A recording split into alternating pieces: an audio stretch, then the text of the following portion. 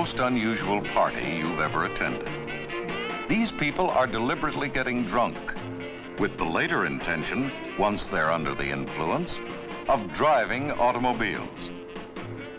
Under the supervision not only of safety officials and police officers, but the Parent Teachers Association and the State of Nevada Medical Association.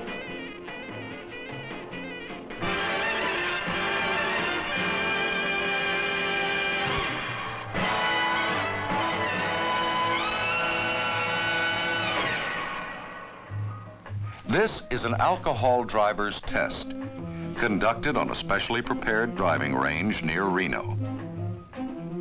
What actually happens when an otherwise good driver gets behind the wheel while under the influence?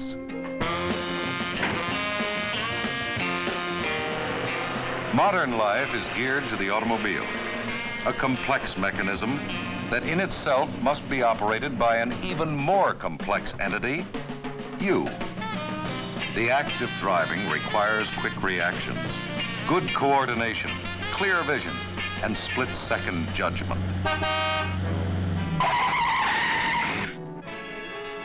Yet today's motorized civilization, more than ever, likes to socialize, relax their tensions, enjoy life.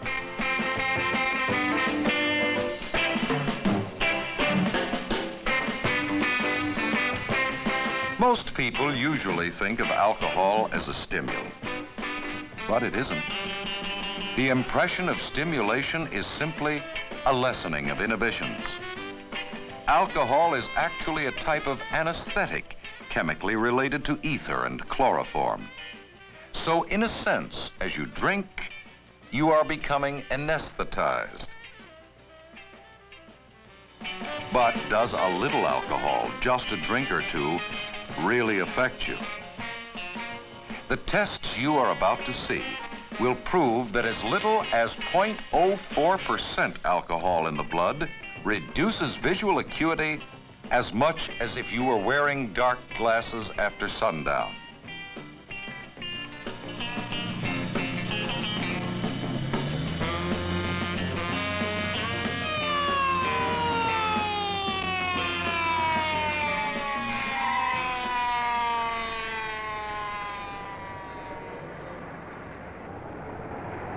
May I see your driver's license, please? Sure. Have you been drinking this evening, Mr. Dempsey? No, not at all. How did you happen to Maybe park one or two. Sir? One, maybe one or two at the most. One or two at the most? Yeah. Mr. Dempsey, would you mind getting out of your automobile, please? Would you be willing to take a sobriety test? Well, yes. Sure, I'll take one. Before I give you the examination, Mr. Dempsey, I want to advise you that anything you say or do, sir, may be used as evidence against you in court. Do you understand that? Yes, I understand that. Sure. He's lucky. This time, he's only going to be embarrassed. For running a red light, he could have been embalmed. It can happen anytime, anywhere, to anyone. But being under the influence doesn't help. It was to determine how much a driver is adversely affected by relatively small amounts of alcohol that the Nevada Alco driver test was developed. The first was the reaction test, to see how fast the subject could react and brake on signal. The officer actuated a mechanism that fired a marker onto the pavement. The subject hit the brake as fast as possible. This fired another marker. The reaction distance was measured. A good average for sober drivers was 0.55 seconds. Now, driving test number 2, designed to check the subject's ability to maneuver a vehicle in close quarters.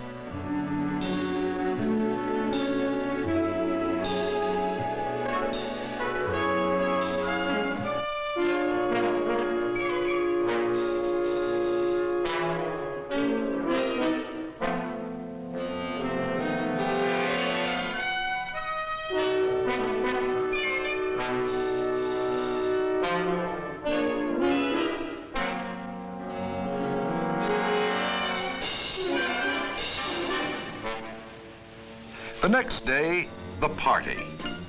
Each subject was allowed a predetermined amount of alcohol based on body mass.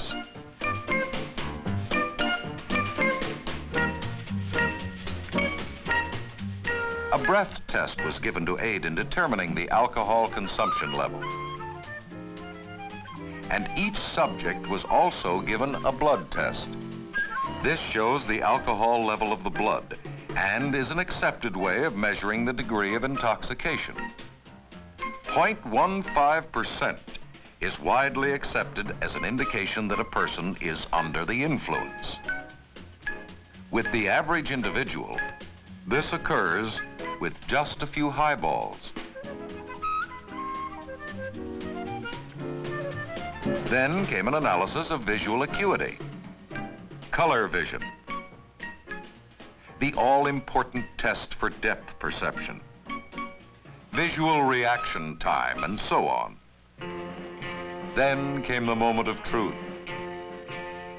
After all the speculation and the generalizations about driving while under the influence, the guinea pig drivers are ready to confirm or deny.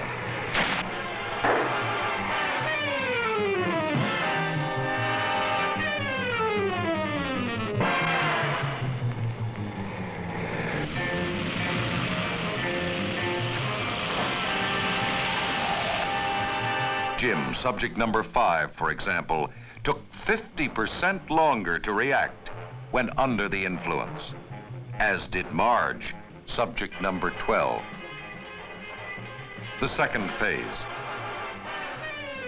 Measurement of the subject's ability to drive smoothly, coordinate, and maneuver in close quarters showed that alcohol ruined the previous day's scores for everyone.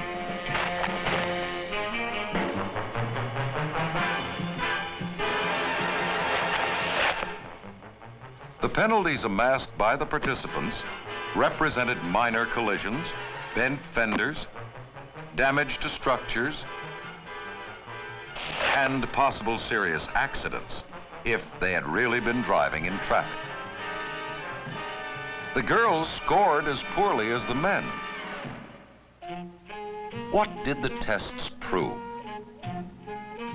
Peripheral vision dropped nearly 18 degrees with the consumption of alcohol. The all-important sense of depth perception deteriorated to only 26% of normal.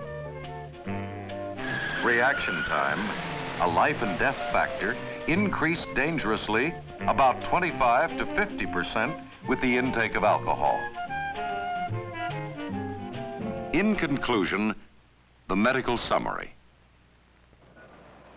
The Alco driver experiment proves without a doubt that a person's ability to operate a motor vehicle can be seriously impaired at levels far below the 0.15% blood alcohol content. The presumptive standard, equal to about 7 drinks, is not a realistic figure. Immediate consideration should be given to reducing the under the influence standard downward to the 0.10%. I can't do it in the shoes. But would you like to take your shoes off? Yes, please. None of these people planned to put themselves on display like this. They were caught in the driver's seat after they had put others, as well as their own lives, in jeopardy.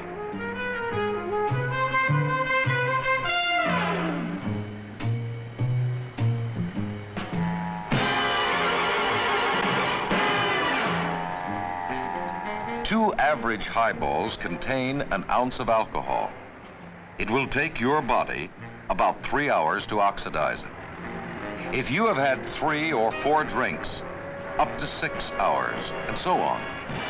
So you had better let someone else drive or risk being the unwilling subject of a test yourself.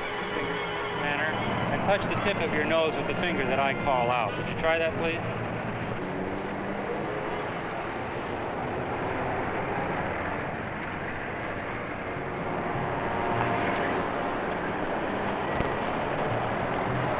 Okay, Mr. Vinci. That's fine. You didn't do too well on that. How many drinks did you say you had, sir? 1 or 2. 1 or 2 drinks? 2 at the most. That's a little hard to believe. Would you step over here to the car, please, sir? You're under arrest for drunk driving. But people like this prove that even a few drinks seriously impair your ability to see, react, coordinate the most important skills of this motorized age. Don't let a few drinks foul up that complex, finely balanced entity, you, when you have to get behind the wheel.